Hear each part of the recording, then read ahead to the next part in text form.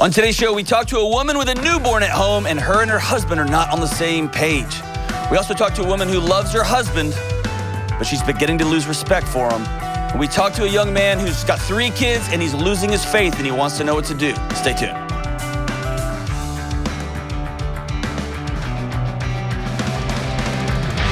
What is up? This is John with the Dr. John Delony Show. Hope you're doing well.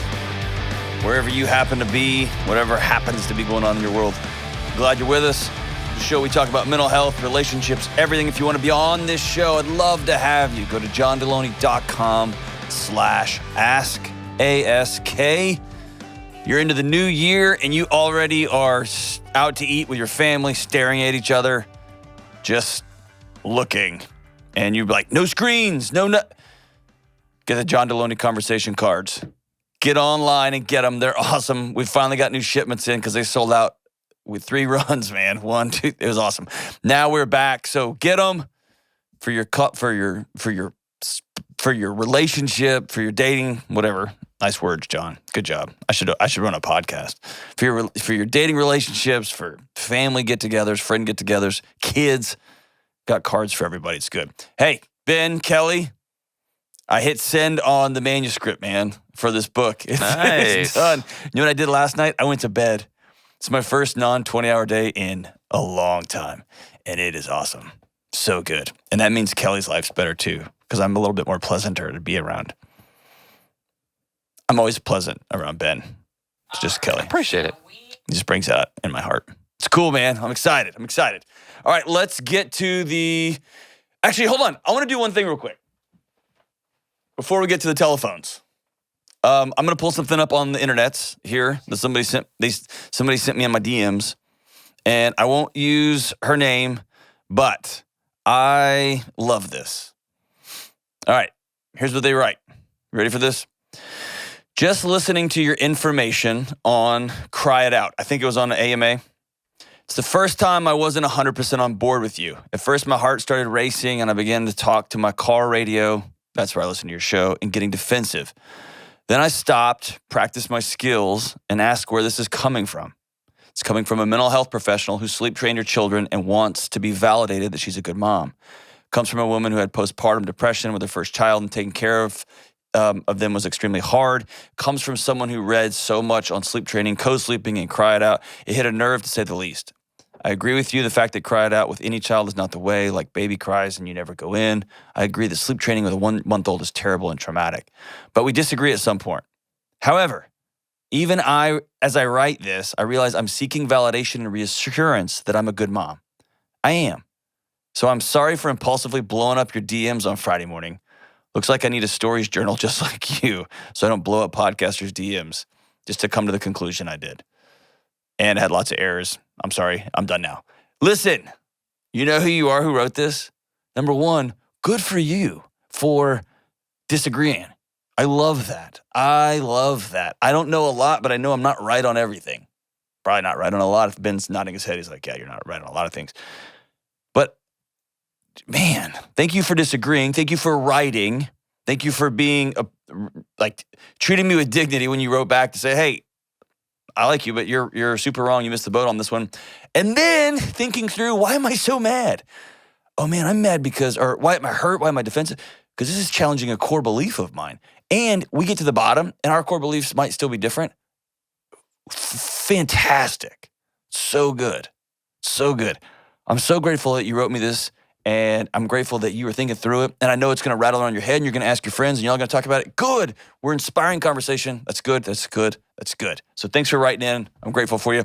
Hey, if you disagree with me on stuff, write me and let me know. Be nice. No, actually, I don't care if you're mean about it. It makes me laugh. But let me know. And if you think, yeah, I hadn't thought that through, but that actually sounds right, let me know that too. I'd love to hear it. All right, let's go. Now we'll go to the phones. Let's go to Sarah in Jacksonville, Florida. What's up, Sarah? How we doing? Hi, I'm good. You're good? Yeah, I'm good. I'm good too. Fantastic. So what's up? How can I help? So I had a baby about 4 months ago. Congratulations. And thank you. And I'm just wondering how to, get my husband and I on the same, parenting page. I want him to be a little bit more hands-on than he is. Gotcha. And to enjoy it, I guess. Gotcha. When I can tell he doesn't enjoy it. There's a lot here, huh? A bit, yeah. Yeah, it sounds like it. How was your marriage before you got pregnant?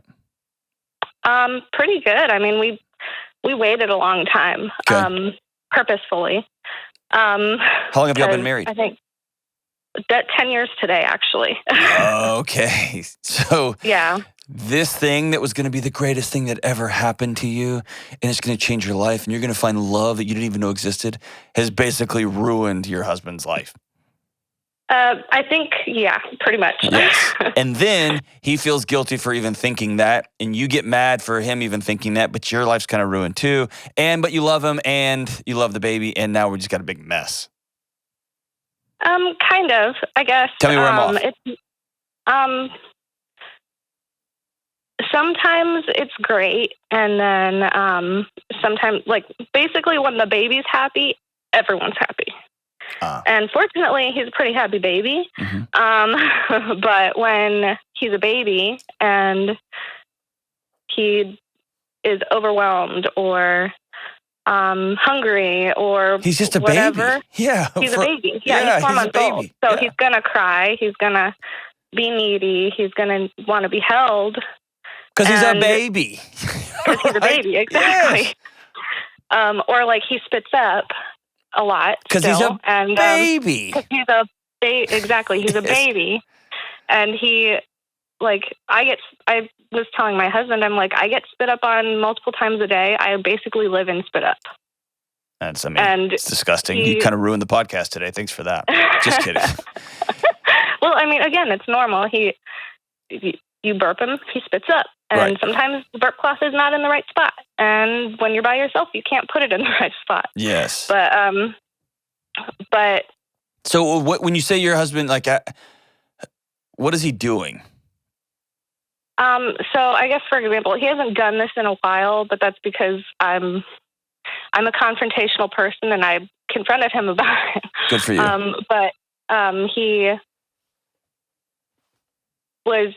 He got a new set of pajamas. He got spit up on the night that he got them, and he got mad.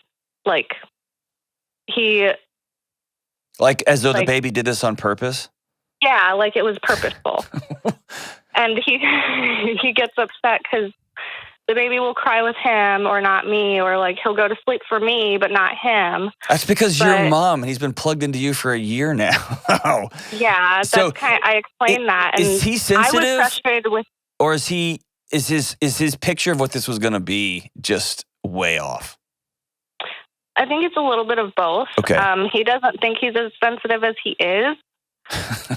I know he's very sensitive. No man does, right? No man does. Well, it doesn't help that he's a Marine. Okay. And so and then the way he grew up, it was kind of like, you're not allowed to have feelings. And I don't want that for our son. Right. And I told him that. I told him that last night, actually, when I was giving him resources on how we can deal with tantrums come toddler stage, because it feels like it's fast approaching, even though he's only 4 months old. But I was like, he's allowed to cry. Guys have feelings, and I don't want him to be one of those men that only ever feels rage because they can't identify their feelings. Right. Good for you. What did he say to that? He got defensive. Okay. He kind of tried to be like, well, men don't have feelings kind of thing, and boys don't cry. And I was like, I pointed out to him, I was like, you don't know how to have feelings other than anger. Right. And we joke all the time that he only has one feeling. Yeah. Like when people say oh, you've hurt my feelings, or hit me right in the feels, we joke he has one. Yeah. And so, I'm pretty good at hitting that feeling. We can look around at the suicide rates and the heart attack rates and the stroke rates and the cancer rates of men And we can golf clap for all of us. We won. We got rid of the feelings. And our bodies paid a price. They're paying a price. We're dying. You know what I mean? But you know that. If he calls me, we can have that conversation. I won't get all fired up this morning on that. So there's two things at play here. Number one, you can really focus on the best parts of somebody and just kind of roll off the other stuff until you bring kids in. Because then it's a mirror for both of you. And now you're talking about how are we gonna connect? And that part's not going. So there is part of your husband's story that I want to give to him. You've put up with stuff for a decade. You've known this about him for 10 years. And it's just been part of it. And y'all have even turned it into jokes, into laughs. And it's probably reared its head a few times. And you said, not anymore. And he's been like, cool. And now it all becomes real, right? Yeah. So some of that, as part of the conversation, you're going to have to own. I've put up with this for 10 years and this ends. Yeah. Okay. The second thing is I want to honor the fact that you've got a strong, feeling-free man who's doing the best he can with the limited set of tools. And this sounds ridiculous. The word that I always use over and over, especially with military veterans, especially with first responders who as part of their training, takes their feelings and puts them in a box because their feelings will get them and other people killed, right? Yeah. And so those things that work on the battlefield destroy homes and they destroy neighborhoods and they destroy cultures because you've got to use, you don't get a screw out with a hammer. You got to use different tools for different things. So he's going to have to practice what this looks like. And you, as his partner for a decade now, are going to be the person who's going to help walk him through this. So here's a couple things we can walk through. Sounds like he's missing his old life. Is there some of that? Or does it sound like... I think he faced with something he can't control? Okay. We both kind of are. It doesn't help that he was gone for basically the entire pregnancy. Yep. He was in a training, and it was just the way the timing went. It's so funny because we actually planned to have kids when he would be home, and we had a miscarriage in March, like right as the lockdown started in 2020. And then by the time we were ready to try again, he got selected for something important. And I had already known, like in my gut, it was going to happen this way. Yeah, right. Kind of like you have plans, but God's plans are better. Right. So you've had a year to adjust to this. And I'm not giving him a pass. Yeah. You've had a year. The baby is a part of you. And when your husband was gone, this baby in some ways, y'all are super tight, right? Yeah. Yeah. And so I don't want to give him he's got to grow. Your husband's got to grow up. Babies crap everywhere. They barf everywhere. They scream. I mean, they're babies. Right? And I do have to give him a lot of credit because I was induced due to like preeclampsia and had to have an emergency C-section after pushing for 3 hours. Yeah. And so I was really out of it for the first basically 6 weeks. Yes. If not more. And so he did a lot. He's changed more diapers than me. He's done more, I guess, carrying of a lot of things than I have. And we moved 3 weeks after I gave birth on top of it. Good gosh. So he's a pretty great human being, right? Oh yeah. He's great. He's a great husband. I think he has the potential to be a great father. I've just been having to push him a little bit more than I thought I would. Okay. So here's what I want you to do. Okay. First thing is I want y'all to get somebody. Do you live on base or you live in your own place? Yeah. Okay. We're on base. I want you to get somebody to come watch your baby one morning and y'all go out. And you've heard me say this 1,000 times. I'll say it 1,000 more times. I want you to take a spiral notebook or a notebook of some sort, but get online and buy some obnoxious fancy one, whatever it is. And I want you guys to write down what parts of your old life you miss. I want you to have a grieving breakfast together. What was? We used to be able to do this, and you go first, and you're practicing this. You go first. We used to be able to stay up all night and drink all night and dance all night, and we used to be able to just hop up and take off and do this and what. What can we not do now? Mm-hmm. What is different about our relationship? And what is about this old life that we loved? What are some things about the old life we didn't love, but here's where we are? And then you're going to spend some time saying, what could this look like? Mm-hmm. And here's where that's important. You've got to get your husband, who how long is he been in for 10 years?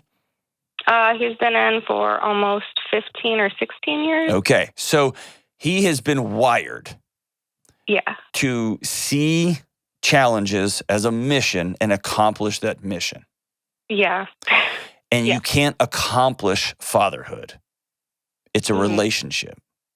Mm-hmm. And this is new. Yeah. And I guess when all of this kind of initially came to a head, I told him that. I was like, because he doesn't really have, his relationship with his family is, how are you doing? Great. Of course. Good. How are you? He's got Good. no model for this. Yeah, he's never seen this done. He's never seen it done. And that's why you got to practice. I kind of told him, I was like, I don't want that for you guys. Yes. And so here's where that becomes important. I want you to, when you're talking about the things that you're excited about this new chapter, because your old life is over. And the quicker y'all realize that, the quicker you can be about building something new. Your new life is, your old life is over, for better or worse. And now here we are. And so you can say, what do we want this to look like? Okay, so he has a model of a dad who treated him X, Y, or Z, or a mom who treated him X, Y, Z. And now this is the result is their current relationship. Yeah. And so that means we're going to have to do things different. So reverse engineering all the way back to your dad never, ever hugged you. Your dad never held you. Your dad didn't take you to the store or get gas with him. Your dad didn't make the trip to the gas station 10 times longer just so you could practice getting gas. Like, you didn't know these things. That's what we're going to do. What could we do to get this picture that's going to be different then? And you see those dads on base when they see their sons, and man, nothing gets me choked up like a hardcore Marine, all decked out, whose dad shows up, and both of them end up like slobbering, crying, because they love each other. And you see them on base. Yeah. You know what I'm talking about? Yeah. Yeah, I do. And then you see the ones that show up, and there's this weird stoic, they shake hands. Like when they're dropping their kid off or they're, helping them move, they shake hands like they've just completed a transaction. Yeah. Like, goodbye, son. Goodbye, dad. And they shake hands like, thanks for the car. Thanks for the money. Hug your kid, right? So you're going to have to practice these things, and you're going to have to come up with some sort of language with him, which is, I'm not going to call it out during a fight. That's a terrible thing. But I want to have some language where I can say, will you hold the baby? And you'll say, on it. Because we're going to practice relationship. Like, what's going on? What's wrong? Nothing. I just want you to hold him just because. And over time, he will go, whew. Now I sit on the couch. I don't like sitting on the couch by myself anymore. Now I want to be under a pile of kids. And that's weird for me. But I've been practicing for a long time. Okay? Yeah. And I want you to know he can get there. Not a mission. It's a relationship. This whole thing is new. The thing about going out to breakfast is it is not, I'm trying to think of a military analogy. In the middle of battle is not the time. It's not the time to talk strategy, to redo your game plan. You're in it. You do that when you're not at war, and a nice breakfast, a good going out to lunch together, that's not war. And you going first keeps it from being war. Like, here's the things I miss, all right? How does that sound?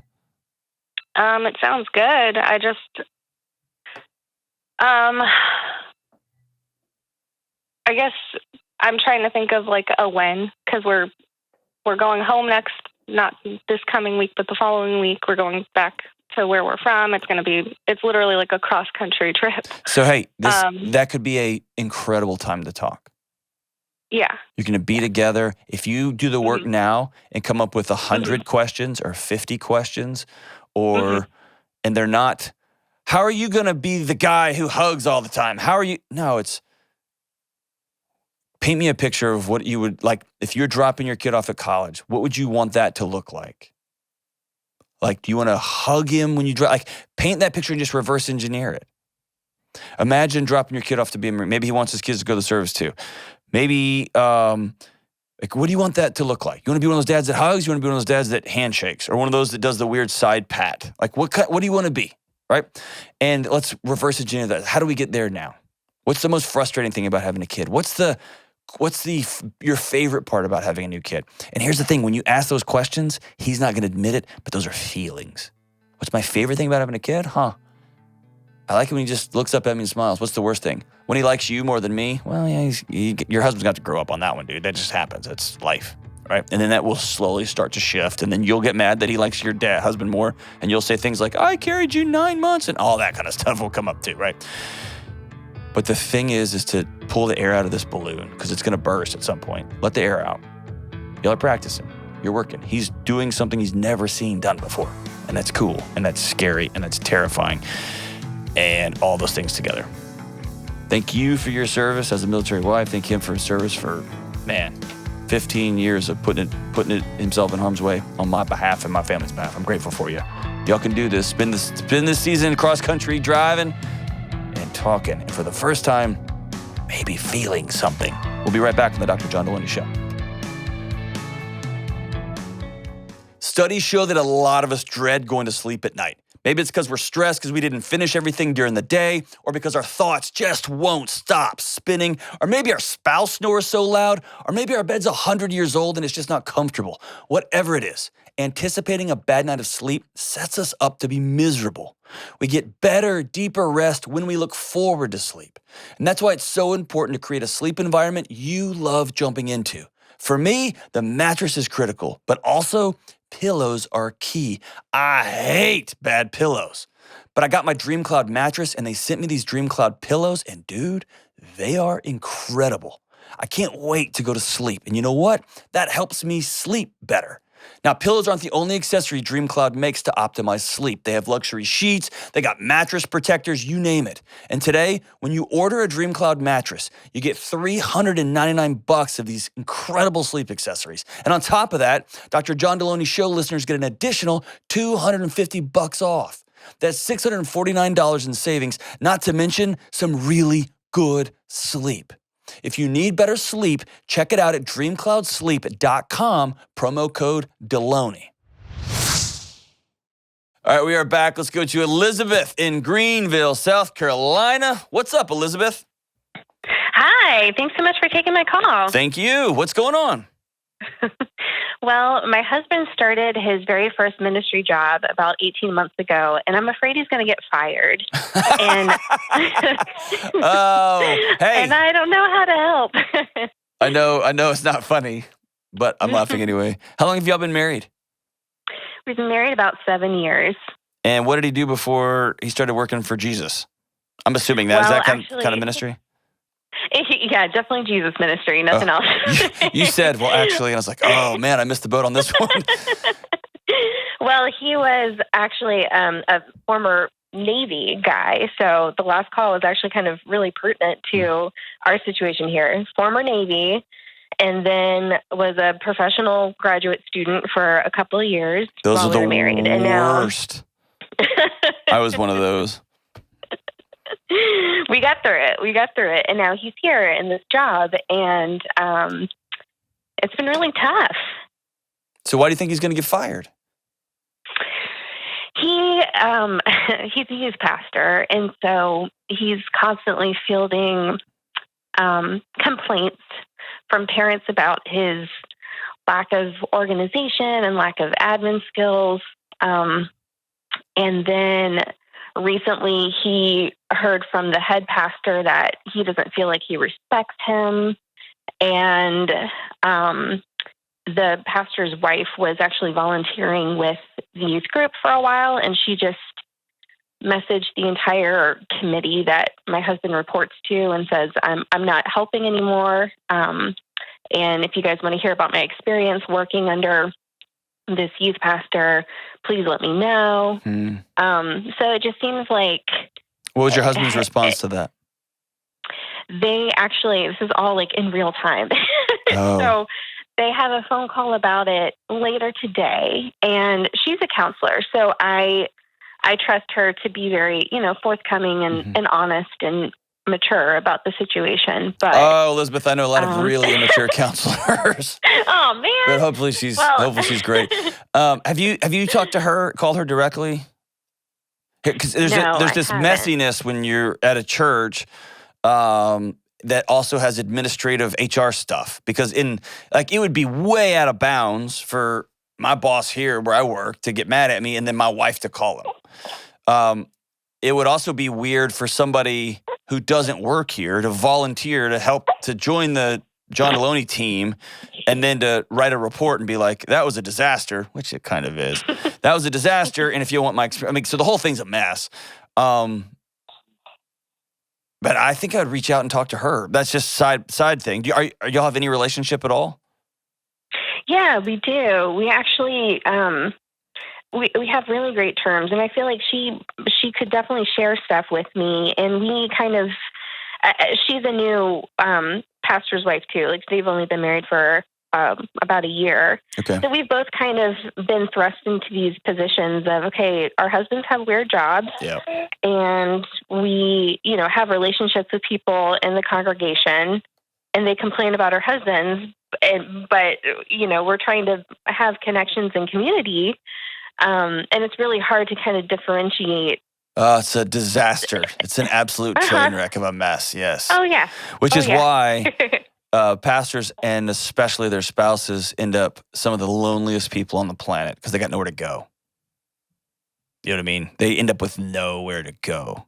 And it's brutal. And the hard part is what normally happens is the spouses of the current ministers become really close. And then one day you say, hey, I found something at our house, or my husband expressed this and I'm worried about it. And now you're going to your friend with a concern, but now it's just become an HR issue. Yeah. Right? And so the whole thing's a mess. It's just messy, messy, messy. I personally don't like that the pastor's wife did recon on your husband. I don't like that. I wish it had been a little more upfront. Anyway, that's beside the point. So what does your husband say about all this? Does he know he's got a problem? Yeah, he's been working on it, on his administrative stuff. And the thing is that I'm really good at it. And I do marketing and public relations. So I'm very type A and very good at getting the word out about events and things like that. I mean, I could just sweep the floor with the communication style. And so when I try to step in to help him kind of and give him suggestions, it's usually well received, but I don't know how to stop myself from steamrolling over him and doing his job for him. But at the same time, when he's receiving complaints about, parents don't know about this event, or we don't have enough people signed up to go to, a fun activity out of town, it's usually because he hasn't really done due diligence on making connections with the parents and making sure they all know what's going on. So can we back out for a second? How much of this is you're scared your husband's going to lose his job, and how much of this is you're super frustrated that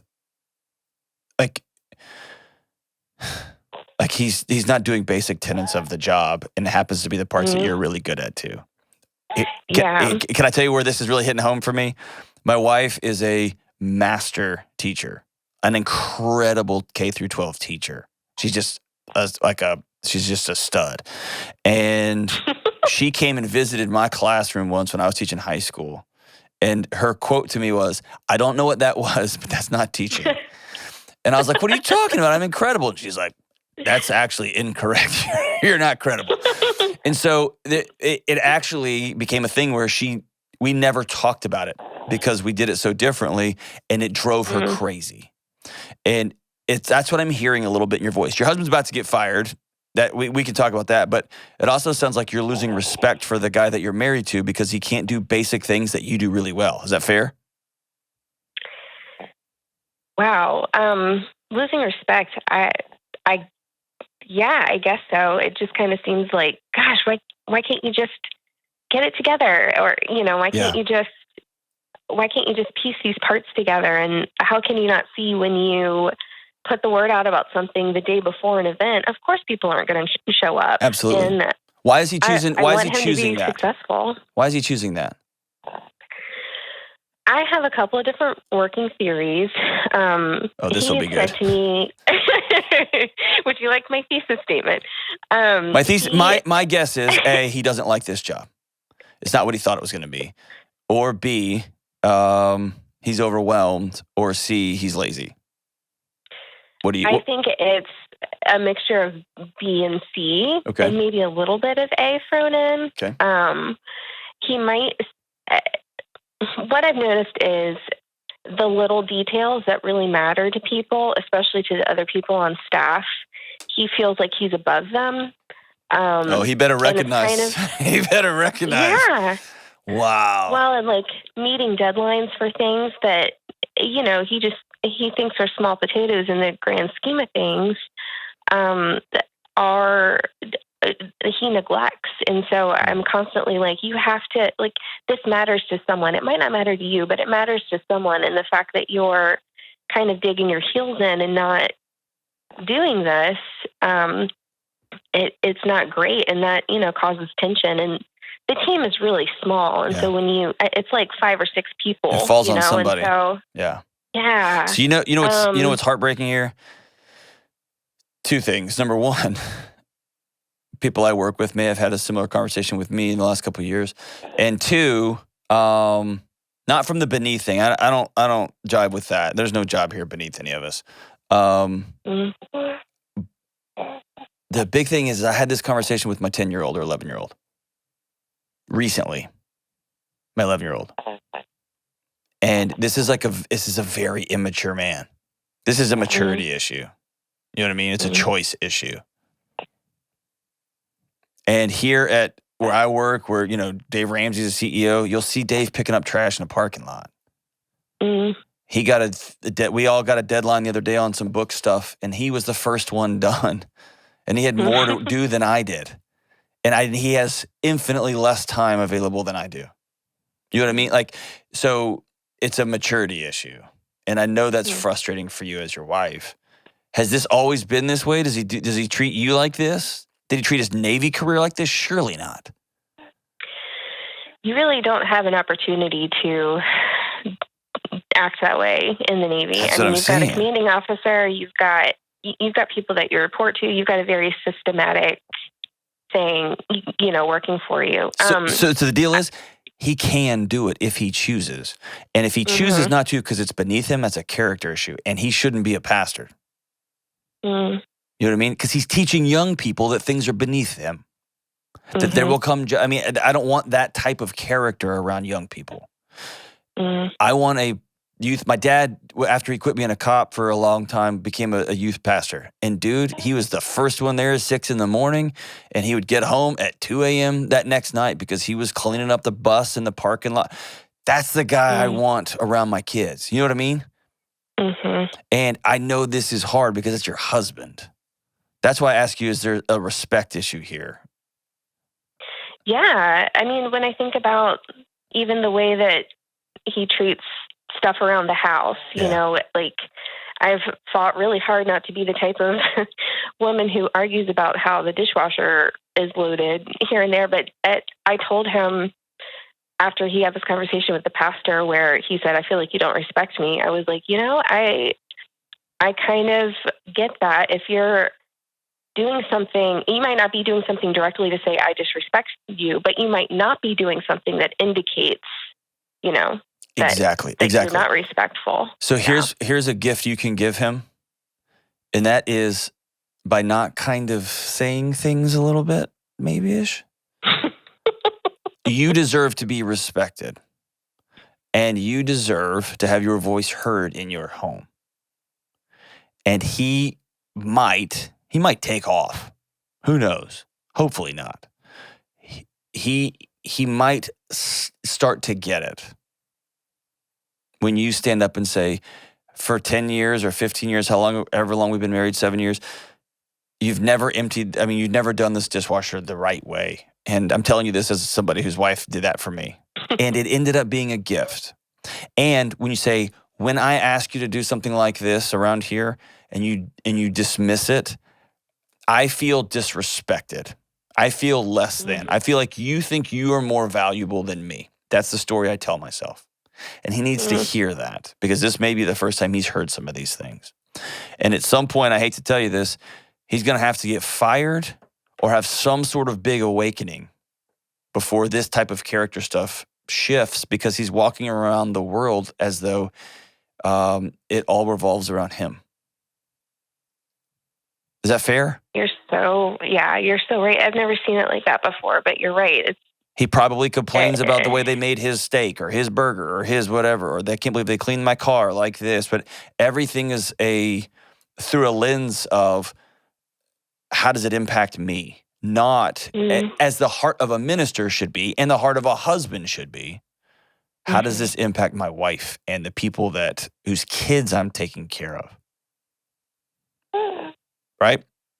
Most of the ministers I work with have given so much of themselves to everyone around them that they've got nothing left for themselves. This is the inverse of that. I want my job on. With here. Yeah. It's really not. So here's what I think you do. I think you, after the call today, hopefully he's still employed. My guess is he will be, but he'll have some strict stuff. In this moment, I think it's valuable if y'all get out of your home and you go somewhere, and like I told the last caller, and you tell him, this stuff that's being told to you is right. I feel it too as your wife, and I'm willing to walk alongside you as you change your lens, you change your glasses on how you're going to begin to interact with the world. Because we have to have a world of service if you're a minister. You got to have a world of service if you're a husband. You got service if you're a wife. Y'all serve. And this thing's going to be done inside out. And in my life, here's what that means. Don't ever be late again. Never. Because somebody else has to pick that stuff up. Somebody else has to have a conversation with somebody. If I'm late, Kelly's got to tell the caller, sorry, we're running behind here. She's got to clean up my mess. James has to. I create ripple effects when I do that. Or if I don't park in the right place. Or if I don't get my money turned in. Or if I don't fill in, whatever it happens to be. If I don't get my emails turned in, whatever.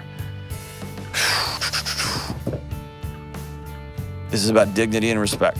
And y'all need to sit down and have that hard conversation. And for what it's worth, he feels it on you, Elizabeth. He feels you looking at him, looking down at him, look like almost disgust, almost like, what are you doing? What? It's good to get that stuff out. We'll be right back on the Dr. John Delony Show. One of the most common questions folks ask me is what they should do when anxiety or panic strikes like a lightning bolt. I've been helping folks one-on-one for years, but I wanted to create something that everyone could use anywhere at any time. So I created a free guided meditation. It's not really a meditation, but really me just walking with you through your anxiety alarms from start to finish. I'll guide you through a breathing exercise and show you how to lean in, listen, and head towards healing. It is free and it's for everyone. You can download this guided meditation today for free at johndelony.com. All right, we are back. Let's go to Sean in Salt Lake City to the Utes. What's up, Sean? Hey, how you doing, Dr. John? I'm good, brother. What's up, dude? How can I help? Good. Well, hopefully this will be an easy answer for you. But so I grew up here. There's never easy answers. Go for it. Well, we'll try to give you a softball. So I grew up in a very devout Mormon family here in Utah, and it really controlled everything I did, any decisions I made, that kind of stuff. It just like we went along with the church. And recently, some of my beliefs have changed and that kind of stuff. And I don't know if you call it a faith crisis or what, but I'm just trying to get some guidance on how to maneuver through that quote unquote faith crisis so I don't spin out and get in a bad spot. Yeah. Number one, thanks for your bravery, brother. And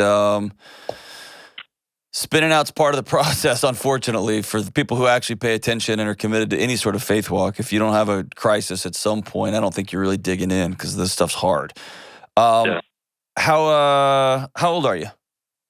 I'm 35. 35, okay. So what brought about this Is it you've been reading, you've been listening, you just kind of been rolling your eyes, you got kids all of a sudden? Like what's leading to this? Yeah, so I mean, I've got 3 kids that are 8, 6, and 3, and just kind of teaching them things that I learned growing up, and then yeah, just been reading some stuff and the history of the church and things like that didn't sit right with me, and I felt like that wasn't taught to me correctly when I was a kid. So in a way, I kind of felt betrayed, and that's kind of where it just started. So, I've been trying to, teach my kids values and morals and that kind of stuff and that doesn't change. I think that's what you should do as a father, right? Yes. Values and morals are good. Yeah. It's fathering 101. Yes. Yeah. So that's where it really came from, as I just, started learning more and digging deeper into things, and it just kind of shook me weird. And yeah. Are you married? And the challenge. I am. Yeah. How is your wife's? What's her thoughts on this? She's right where I am. Okay. She didn't have the same upbringing that I did. Her parents didn't really raise her in the church, which is cool. But yeah, she's very supportive, and she'll walk right alongside me. I want to make sure that I'm strong and going to lead my family correctly, and not just, like I said earlier, spin out and not handle it right. So do you have, what are you scared of? Have you said, what are you scared of doing? I mean, I don't know. Are you done with the church? I feel like I am, but yeah, like I'm scared to even say that, because, in this area, it just dominates so much of our social life and our culture. Yep. And I'm afraid that you're going to lose everything. I mean, you're going to lose your community, your friend community, probably your parents. I mean, you're going to lose a lot, right? Yeah, and that's what I'm scared of, and I don't want that. So you're not scared of getting struck by lightning or like burning in hell or whatever. I don't know what the end result of your faith is, but you're more concerned about like, you love these people and you still want to go to dinner, you still want to have Christmas parties and stuff. Yeah. Like okay. I still want to be around and be involved in everything and all that stuff. I just don't. Maybe I'm scared of what people think of me and that kind of stuff. And my kids. Have you sat down with any of your close friends and let them know where you're at? Yeah, I have. How'd that go? It was good. They were really supportive about it, and some of them even agreed and kind of going through the same thing that I am. Yeah. So I mean, it's good. We're kind of building. It's a smaller community, that's for sure. Yeah. A smaller community of people who are asking questions or who are thinking through things or who want to do life a little bit differently? Yeah. Okay. Yep. So I've been where you are, thinking through like, man, where I'm at, where I'm learning and where I'm growing is different than how I grew up. So let's take religion off the table, because that can feel jarring. Let's put parenting on the table, which is also jarring, but here we are. Right. I don't know anybody, that's not true, maybe a couple, who want to reproduce exactly verbatim the parenting that they received when they're considering how they're going to parent their kids. Almost everyone I know has some sort of, there was some really great stuff, there was some neutral stuff, and there's some stuff I'm absolutely going to do differently with my kids. Now, do we end up doing that? We all talk about, I hear my dad's voice coming out of my mouth and I'm like, what is that? Like one time I even looked behind me because it sounded like him. And anyway, so we have that. And so the mark of maturity, the mark of growing up, the mark of wisdom is, can I hold in one hand the things about my parents, the way they raised me that I didn't like, that I'm going to do differently, and can I still hold the good parts and the parts that respect them and the parts that love them deeply? And if you can do both, that's wisdom. Can you hold both sides and go forward, right? That's wisdom. Yeah. Most cannot. Most have to burn down the other things so they can, before they feel like they can cross a bridge. And I think that's what's wrong with the world right now. I can't possibly talk about climate science without having to also back everything on this side of the political aisle, or I can't possibly talk about economics without having to, and capitalism without having to, you know what I mean? Imagine showing up to get your deer processed, pulling it out of a Prius. I thought the poor guy I thought his head was gonna explode, right? Like, Yeah. that's the world we're in right now. And so what I want people to do is to begin to understand there's a both and to it. Here's what that is. Whether you want to admit it or not, and I think you did just admit it, so I'm not going to put words in your mouth. You got some good stuff growing up in the church. Absolutely. You got some good values. You got some weekly connection. You got a tribe. You got a crew. You got some good stuff. And over time, the buzzword now is deconstruction. You're beginning to walk your faith back and go, it was built on something I didn't realize that was built on. And most of us think, well, if the foundation's wonky, if the story here is wonky, then the whole thing's wonky. And that's where I'm going to say the journey that you're on is both and. Can I reimagine, reread, re-walk through, rethink, re-whatever this foundation part, the story part, did that thing really happen like that? Because it sounds bonkers, and not throw the whole thing away. And what I'll tell you is, I spent a season, years, as just a functioning atheist. I mean, the whole thing was just ridiculous. Right. And then over time, and I actually came around it backwards. I started doing crisis work and meeting with people who were dead in the middle of the night, and they're loved. And I found it in a much more truthful, visceral way than I had originally. And so what I would tell you is my season of disconnection was was super important. There's years they tell you don't plant your fields so that soil can become really rich, so that when seeds do get planted, they grow deep. Okay? And let me tell you this. If you're not honest with your community, they're not your community. You don't have community because you're lying to them. And so living inauthentically, just so you can be around people, is inauthentic, right? You become that guy. I feel like that's been me living inauthentically for the last couple of years. Yeah, and I think that's where it's exhausting, brother. Struggle. Yeah. So let me tell you something bananas about brain science. Your brain knows you are not connected. And your brain knows you're lonely even when you're surrounded by people. Yeah. And so don't put yourself in a situation where you are with people that you are lying to or hiding from or pretending with, because your brain's going to start sounding the alarms. You're not safe here. You're not safe here. You're not safe here. It's much better to be authentic. And I love that you've already had some of these conversations. And it's often faith crisis, faith conversations, or did we really believe that when we were kids versus this? And why, right? Most of the time, you're shocked by how many people around you think that way. Nobody just has said it yet. And when one person says it, everyone's like, oh, thank God. Yeah, that's crazy. You know what I mean? And then there's people on a spectrum who are great people. They're great people of character. They got great morals, and they don't believe any of it anymore. It's just, I'm out. And there's those that actually get more entrenched, more conservative over time, and they're still my friends too, right? Right. I think what you've got to do is make peace with what you actually believe. Have you spent a minute writing down, here's what I believe right now?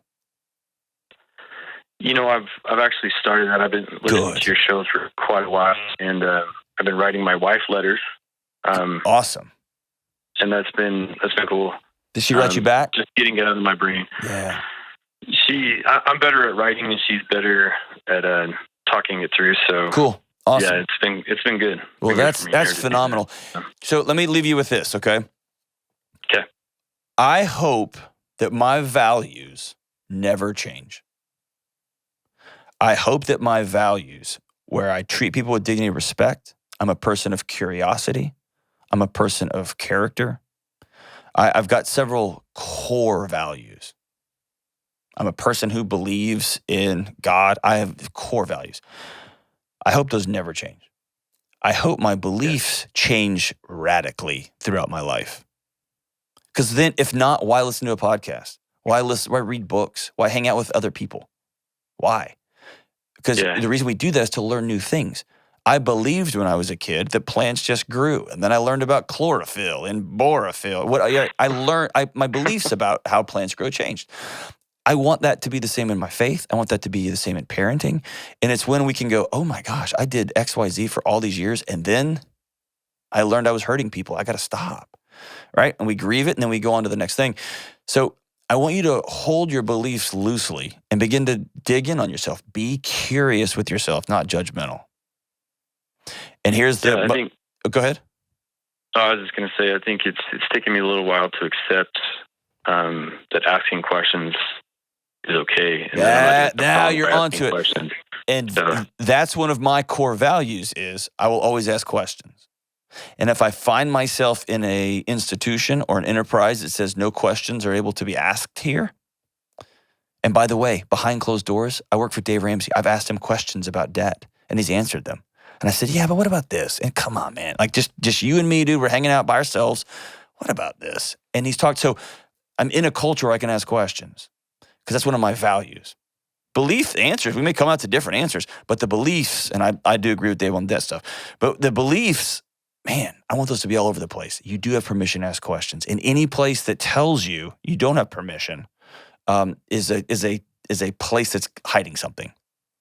It's okay to ask questions. That's a cornerstone of wisdom, right? That's a cornerstone of searching. Faith is not knowing everything. And the opposite, was it Anne Lamott? The opposite of faith is not doubt. The opposite of faith is certainty. I'll say that again. The opposite of faith is not doubt. The opposite of faith is certainty. And so, man, going through life certain is a scary proposition. Going through life, holding it loosely and saying, wow, what's next? While tethered to your values, tethered deeply to those values. Really, really important. Find a mentor that you can talk to, someone who's 5 years, 10 years, 20 years down the road. They actually have deconstruction coaches. A friend of mine, Justin McRoberts, folks like that who will walk alongside you and help you think through some of these things. What's the good parts of my faith? What's the parts that I need to let sit down? I need to move on. Where else can I go? What do values look like when they're untethered a little bit? People like Justin McRoberts, folks who are actual coaches, just like a therapist, but they walk alongside you. They're incredible. I recommend you grab somebody like that and help you walk through this season. Your kids are lucky to have you. Continue to be a person of character. Continue to be honest. Continue to ask good questions. And continue to show up, show up, show up. Thank you so much, Sean. All right, as we wrap up today's show, man, Kelly picked the song of the day. She is just sitting on the dock of the bay. Otis Redding, one of the greatest songs ever written, goes like this. Sitting in the morning sun, I'll be sitting when the evening comes, watching the ships roll in, then I'll watch them roll away again. I left my home in Georgia, headed for the Frisco Bay, because I've got nothing to live for. Looks like nothing's going to come my way. Looks like nothing's going to change. Everything seems to stay the same. I can't do what 10 people tell me to do, so I guess I'll remain the same. I'm sitting on the dock of the bay, watching the tide roll away. I'm sitting on the dock of the bay, wasting time. Looks a lot like Kelly when she's working on this show. We'll see you soon on the Dr. John Delony Show.